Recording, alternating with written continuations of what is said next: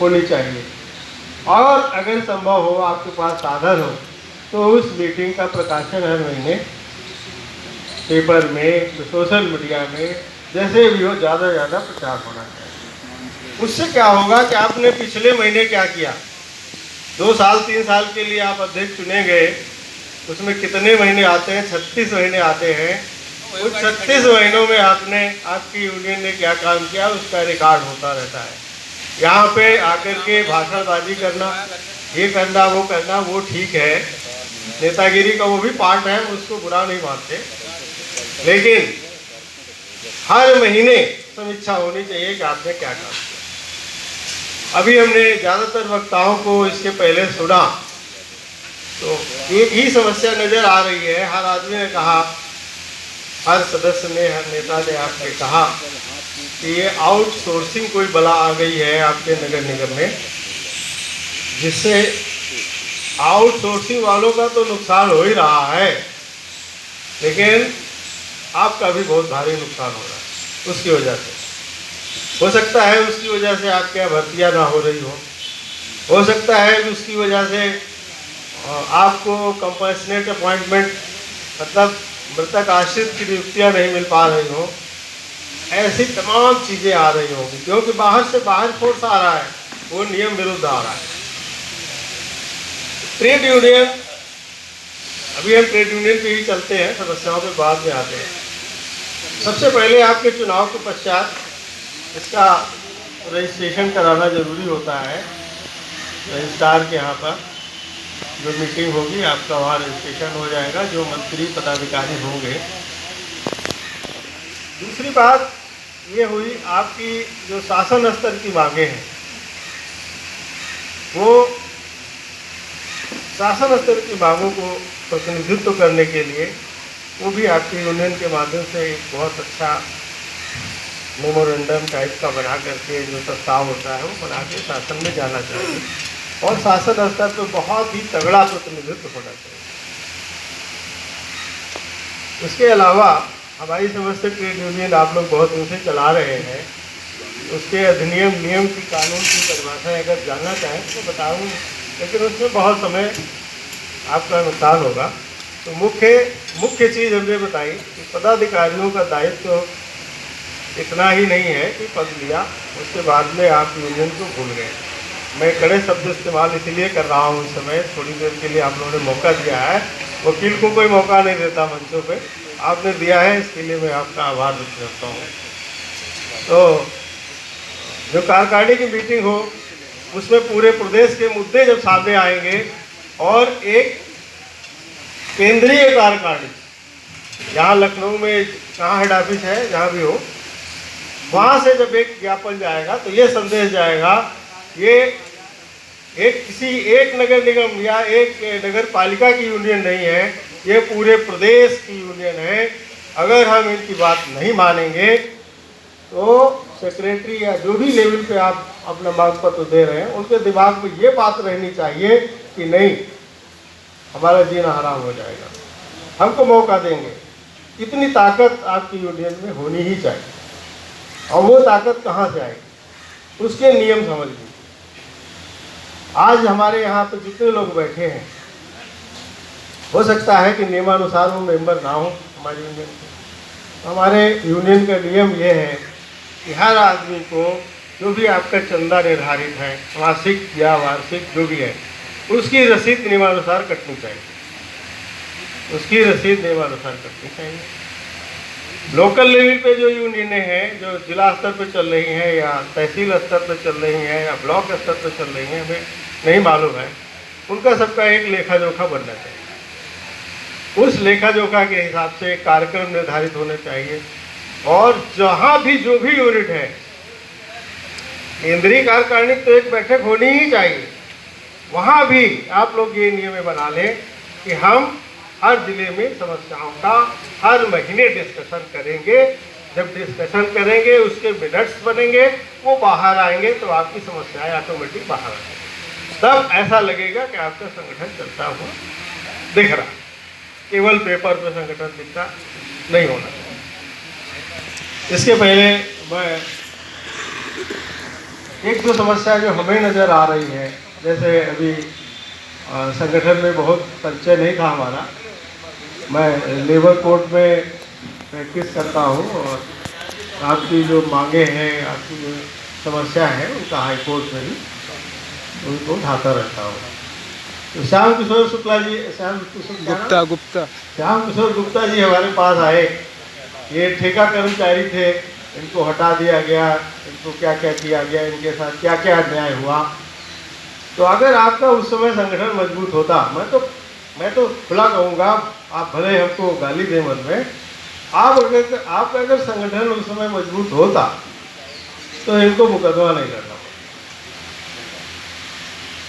इतना कार्यक्रम, इतना मेहनती आदमी, यूनियन के प्रति लगाव रखने वाला। मैं देख रहा हूँ कि जितने भी नेता आपके इसके पहले बने हुए हैं और उनका रजिस्ट्रेशन कराने या रजिस्ट्रार यूनियन में धक्के खाने का काम, मैं तो इन्हीं को देखता हूँ, यही चाहते। तो ऐसे आदमी को अपनी मांग के लिए मुकदमा लड़ना पड़ रहा है और वो भी मुकदमा के लिए अकेले संघर्ष करना पड़ रहा है। तो कहाँ संगठन है? एक छोटी से काम के लिए एक कर्मचारी को निकाल दें और इतना प्रदेश स्तर का संगठन हो, वो भी पदाधिकारी के लेवल का, उसको मुकदमा लड़ना पड़ेगा। 5 साल तक इंतजार करना पड़े, 10 साल तक इंतजार। मुकदमे में तो समय लगता है। वहाँ का नियम है कि पेशी पे आते रहो, जाते रहो, सब लोग जानते हैं। मैं अपनी बुराई कर रहा हूँ, लेकिन संगठन का काम है कि आप उतने मजबूत हो, त्वरित न्याय दिलाए, त्वरित। वहाँ ये कोर्ट नहीं, बांस कोर्ट चलता है ना, सुना है? आपकी शक्ति का कोर्ट चलता। तो शक्ति तभी आएगी जब आप नियमों से चलेंगे। हर आदमी का आपके संगठन में, मैं समझता हूँ 10,000 20,000 इस समय मेंबरशिप हो, 10,000 20,000 बहुत हो।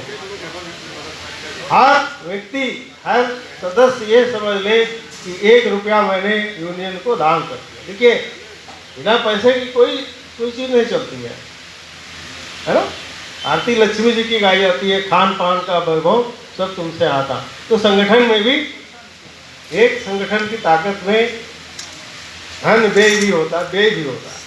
आपको आप करना है, ये सब पैसा लगता है, आप लोग इकट्ठा करते हैं नहीं, उसको रेगुलर करिए। 1 रुपया दीजिए महीने, 1 रुपये रोज दीजिए, हम अपने संगठन को दे रहे हैं।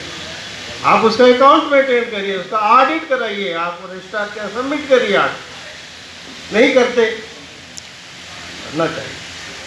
आपकी यूनियन इस तरह से जो नियम है, आपके 52 नियम है, 52 यूनियन चलाने के, सारी पारदर्शिता वाले नियम है ना?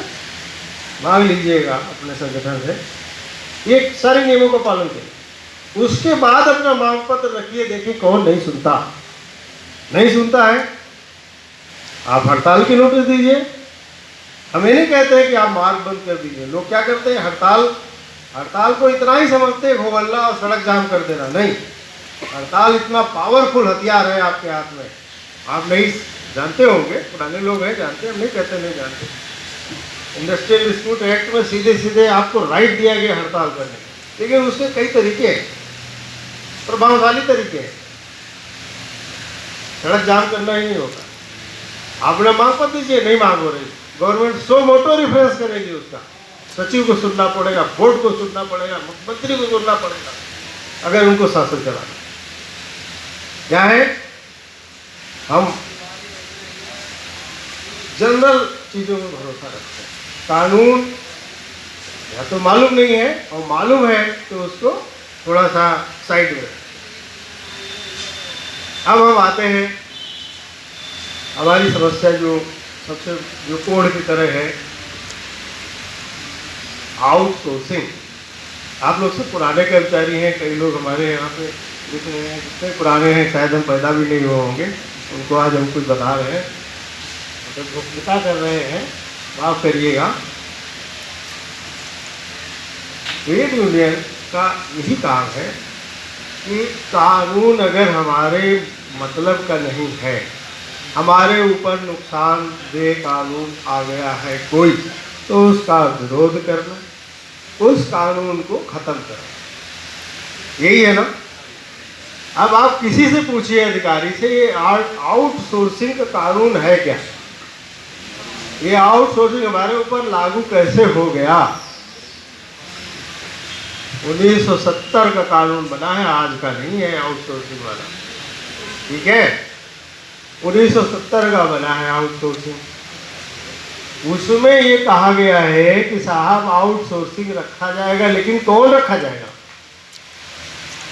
नगर निगम का सफाई कर्मचारी नहीं रखा जाएगा आउटसोर्सिंग, मास्क प्रकाश वाला नहीं रखा जाएगा। मैं और सरल भाषा में समझ लीजिए, जो काम पूरे साल के 12 महीना चलने वाला होगा, ठीक है, जिसके बिना वो संस्था नहीं चल सकती, वहाँ आउटसोर्सिंग रखने का कोई सरकार को हक नहीं है। लेकिन क्या है, कहीं हम कमज़ोर हैं, कहीं हम नियमों को नहीं मानते, कहीं हम गुटबाजी करते, ठीक है, कहीं किसी ट्रेड यूनियन लीडर को मंत्री बनने का ख्वाब दिखा दिया जाता है, किसी को टिकट मिलने का ख्वाब दिखाया जाता है, हक को तोड़ देते नहीं। मैं आप लोगों को नहीं कहना, जनरल बात कहना, ठीक है। लेकिन इतनी दम है, इसके लिए सीधे कोर्ट में भी नहीं जाके आपको राहत मिलेगी। ये सोचो कि वकील साहब कोर्ट की तरफ खींच रहे, नहीं, कोर्ट को पावर नहीं है ये संविदा कर्मचारी को राहत दे दे। ये जो संविदा कर्मचारी भगा दिए जाते हैं, ये कोर्ट में कुछ नहीं पाते, खाली यूनियन में पा सकते हैं, खाली यूनियन उनका भला कर सकती है। यही बात मैंने श्याम किशोर को बताई थी। श्याम किशोर कहीं हाई कोर्ट कहाँ जा रहे थे, तो हमने कहा कोर्ट तुम्हारा भला नहीं कर सकती, तुम यूनियन के मार्फत आओ,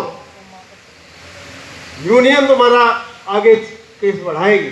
अगर इनके साथ उस समय 500 आदमी होता, नहीं था, मैं दावे के साथ कह सकता हूँ इनके साथ 500 आदमी नहीं खड़ा था कि इनको कोर्ट में केस, यूनियन लड़ रही है। अभी भी समय है, आप अपनी यूनियन को संगठित करें, नियमानुसार हर आदमी की रसीद हो। और सबसे पहले वो व्यक्ति, अभी मैं बाहर भी ये बात कर रहा था, हम क्या करते हैं, हम परमानेंट कर्मचारी नगर निगम के हैं, ठीक, एक सफाई कर्मचारी है या कोई किसको नाम लेते हैं, अरे आउटसोर्सिंग का कर्मचारी है, सबसे पहले हम अपनी मानसिकता में ये उसको आउटसोर्सिंग का कर्मचारी कहना बंद कर दें। कम से कम आज इतना संकल्प यहाँ से लेकर हम उसको क्या कहते हैं, ये तो भाई आउटसोर्सिंग का कर्मचारी है, मैं इसको अपनी यूनियन का मेंबर ही नहीं बनाऊंगा। कहाँ लिखा आपके बायलैज में भाई? आपकी यूनियन में कितने आउटसोर्सिंग कर्मचारी मेंबर हैं? नहीं होंगे। कहाँ से आएंगे कर्मचारी आपके पास? जितने परमानेंट कर्मचारी हैं जिन विभागों में, जिन पोस्टों में, वो तो धीरे धीरे रिटायर हो, सब कुछ हो रहा है उनकी पोस्ट से, उनकी जगह आउटसोर्सिंग ले रहा है। और आउटसोर्सिंग का आदमी आपकी यूनियन के मेंबर बनेगा नहीं, तो आपकी यूनियन में कौन रहेगा भाई?